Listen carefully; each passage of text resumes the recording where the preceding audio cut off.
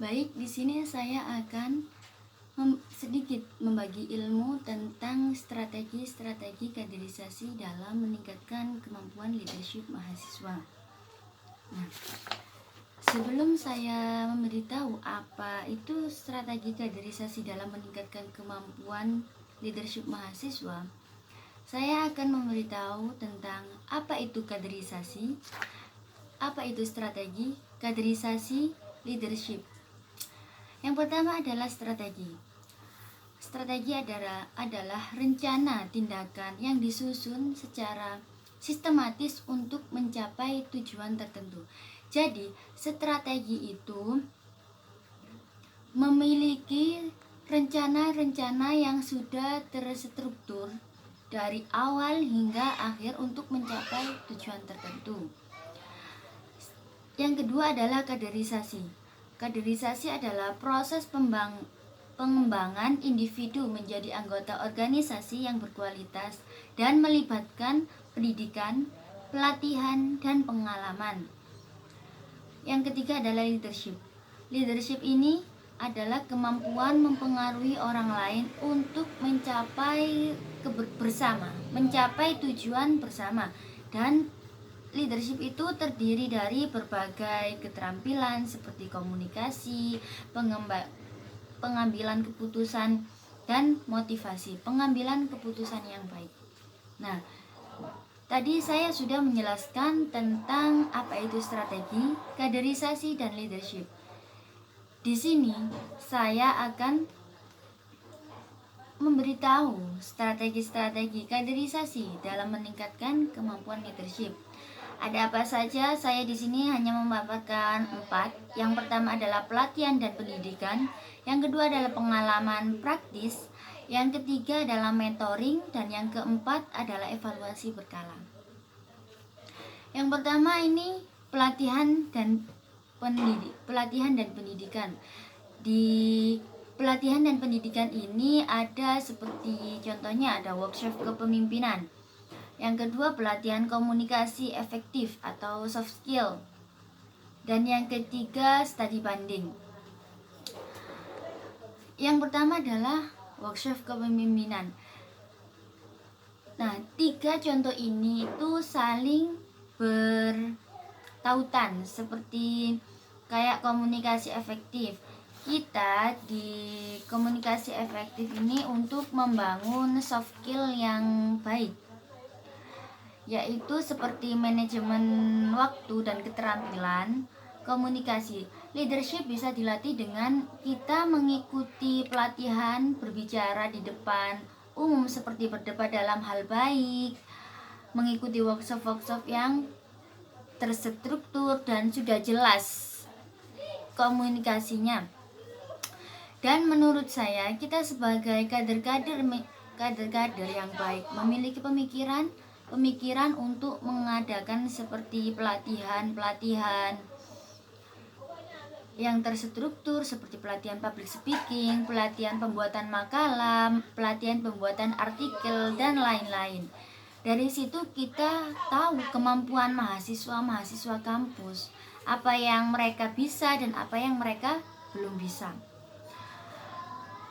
Dan yang kedua itu adalah pengalaman yang praktis. Seperti contohnya ada proyek sosial, pengabdian masyarakat, dan magang. Kita magang itu seperti memimpin di tempat orang lain. Maksudnya memimpin di tempat orang lain itu bukan di kampus kita sendiri, tetapi seperti di kampus orang lain. Mungkin kita bisa memimpin di IPENU, contohnya organisasi IPENU, organisasi di sekitar kita dulu, seperti kayak Karang Taruna. Mungkin yang lebih utama itu di keluarga kita. Kayak magang itu kita bisa magang itu bermacam-macam. Mungkin kita bisa menjadi guru, pelatihan di mana-mana, dan pelatihan di sekolah-sekolah lain. Yang ketiga adalah mentoring. Mentoring ini pembimbingan oleh senior, atau yang kedua adalah sharing. Pembimbingan oleh senior ini kita sebagai kader pasti akan membimbing dan menjadi pemimpin bagi adik-adik kelas kita atau mapaba, junior-junior kita.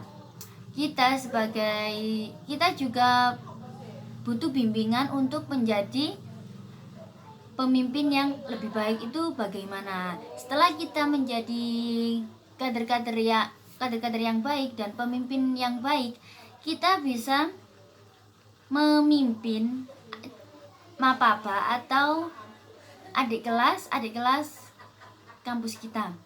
Dan yang terakhir adalah evaluasi yang berkala. Evaluasi yang berkala ini evaluasi yang